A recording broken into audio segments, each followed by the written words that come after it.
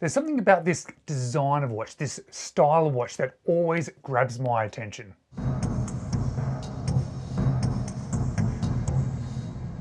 Hello, you're watching James. My name's James, you're watching me, and I am talking about watches, and I seem to be on this almost constant hunt for a good-looking, affordable, but well-made homage to a Panerai.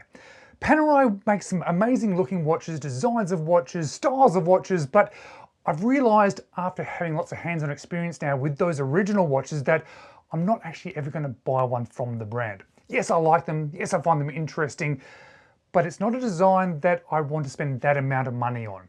They are a great watch, and I think people that own them do love them, but I understand, me personally, it's not something that I'm going to do, which is why I think it becomes then the perfect opportunity for me to find, buy and own a good quality homage to these watches.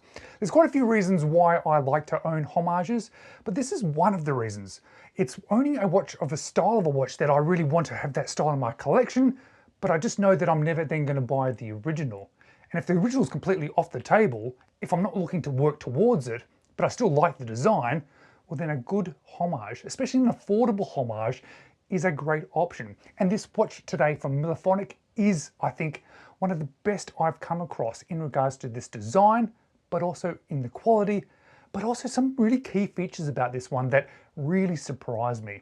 And it's also absolutely affordable. So it almost ticks all the boxes for me. And I want to say a big thank you to this watch company, Millerphonic, again. This is actually the second watch that they have provided to me. They've provided to me so that I can share my experiences with you. And the first watch was one of the best affordable watches that I've come across. And this one, well, it might be just as good. Different style completely, but the quality and the affordability and those surprising elements, well, I think it's going to be something rather special, which is really why I'm excited to share it with you. But because the watch was supplied to me, supplied to the channel, supplied to me so I can share those experiences with you, you would have seen that sponsored icon pop up. And of course, I'm going to leave some links to this watch and the website in the description of the video. Now, let's flip the camera and let me show you the first couple of surprises about this watch that caught me off guard. So this Millerphonic watch, if you are interested in buying one, is $141 US. And I have to admit, when I first saw this watch and I read the things about it online, there were two things about it that I was very skeptical about initially. I shouldn't have been, but I was. It comes with the normal sort of paraphernalia that comes with these watches. But it's two things about it that I just thought, no, that can't be right. They're just writing that.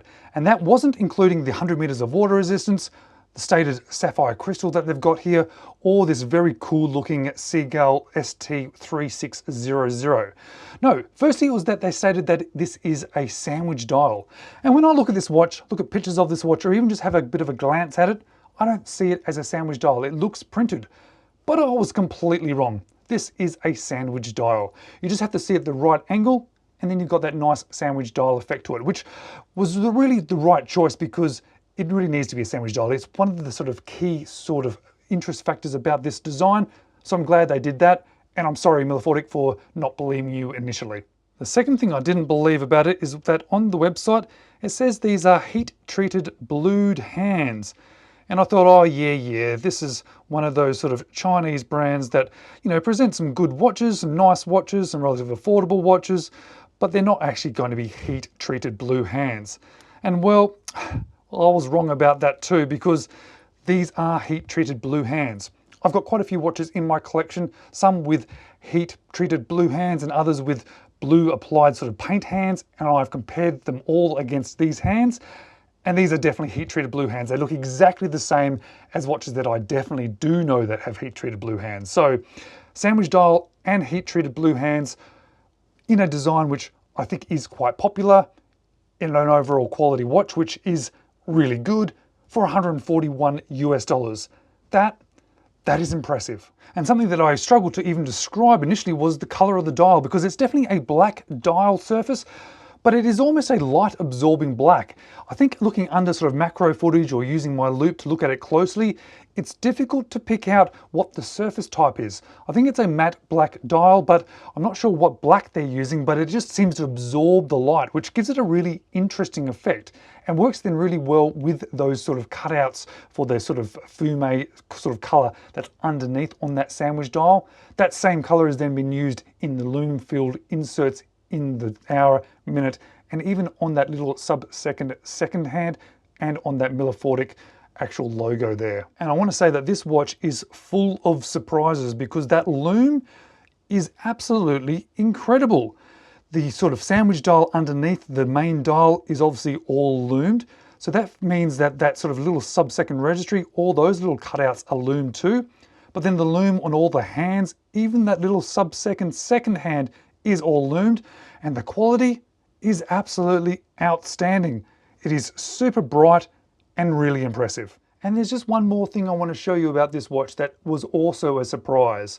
Look at the center of those hands. That's capped. Now, I have to say there's a few watches in my collection that have sort of capped center pillions, but not many, and only the expensive watches in my collection. To have an affordable watch that has a nice sandwich dial with really good lume, with blued hands, with little features like that done is a surprise. This watch has been a big surprise to me. And the surprises continue with this mildly domed double sapphire crystal because, as I would have expected when they say it's sapphire crystal, it does come up as sapphire on the front. But what I didn't expect was the rear crystal to also be sapphire. So we have a sapphire sandwich. This watch is just full of surprises. But as you'd expect for this style of watch, it's not exactly small. 44.2 millimeters by 13 millimeters thick, a lug to lug of 48.5 millimeters. And now the lug width is a little bit strange because of the type of lugs, but measuring the strap itself, it's 24. And the watch comes in at 102.8 grams on that leather strap. Now that fixed bezel, top of the case there, side of the case, the surround to that display case back is all polished. So there's a lot of shiny surfaces.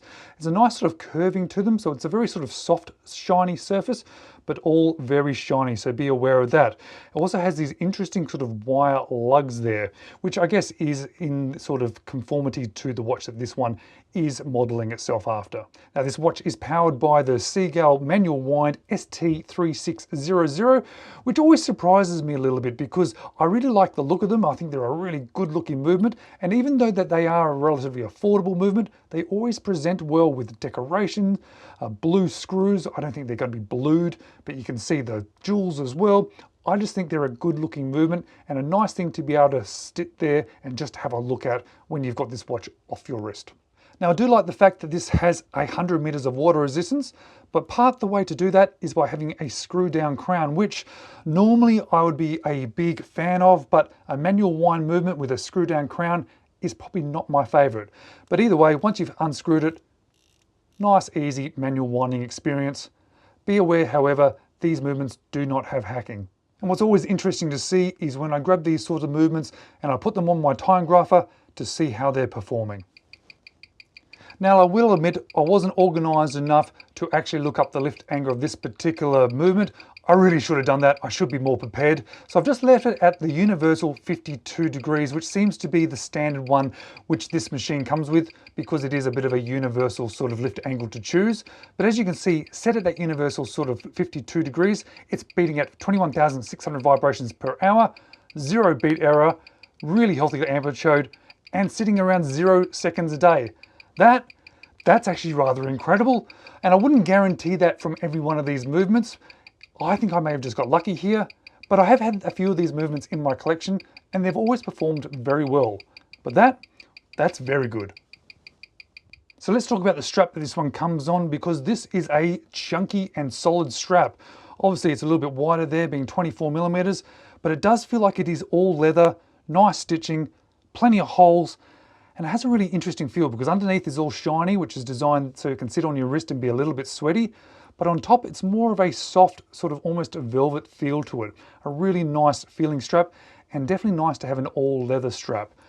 The buckle that comes with it, however, is one of those sort of extra large ones, which I don't particularly like, but it is all polished, so it does then match in with the case. I think this style of buckle is, however, fitting with this style of watch. It's just not my favorite version. Although this one is a big watch, the lug to lug is relatively short, and those lugs being sort of that wire style actually makes it feel a little bit smaller on wrist. So this is on my 17 centimeter wrist, or around about 6 3/4 inches, and I think it actually wears really nicely. It sits down nicely on wrist, and for an affordable watch, I'm just shocked by almost every element of this particular watch. I'm shocked by the overall quality of it. I'm shocked by those blued hands. I'm shocked by that cap there. I'm shocked by the lume, by how good that sandwich effect is. I'm shocked about how well this watch is performing and how good this strap is. And remember, this is an affordable watch. So I've got a lot of things to like about it. But is there anything that I dislike or that I would change? Well, there's nothing actually I dislike. It is firstly, I guess I would say that when I first saw it, I kind of just assumed it was going to be one of those affordable watches. And it just has surprised me. I hope that the footage today that I've shown you and the elements about this watch that I've pointed out have elevated this one in your mind. If you do like this style and you are okay with this size, this one is worth considering, because I can't really find anything that I specifically dislike about it. Yes, I'm not a big fan of this buckle and tang, that design. I just find it a little bit chunky, but that's a nice, easy thing to change out. I think some people may think, well, this would be even better if it was a little bit smaller in general, and possibly, you know, I'd probably like it if it was a tiny little bit smaller as well. But this watch is a homage watch. It is taking styling cues, including sizing from other watches, and in that particular respect, I think it is done extremely well. In fact, when I started this video, I said that the original version of this watch was something that I liked, however, I was never going to buy, so instead I wanted to look for a good quality homage. This is not only a really good quality homage, this actually completely, for me, satiates that feeling of wanting this design in my collection. So this is the second time I'm going to say this. Milefotic, they did sponsor this video. However, all the positives that I'm saying about this watch have nothing to do with that. If I'd bought this watch, this video would be exactly the same. And it surprises me that this is the second time I've had to say this about a brand of watch.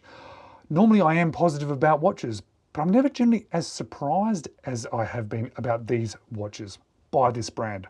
So keep up the good work, Milefotic. Feel free to keep making other watches. I'm going to be keeping an eye on them. And whilst we wait for those watches, because I can foresee them entering my collection in the future, maybe check out a couple more of my other videos.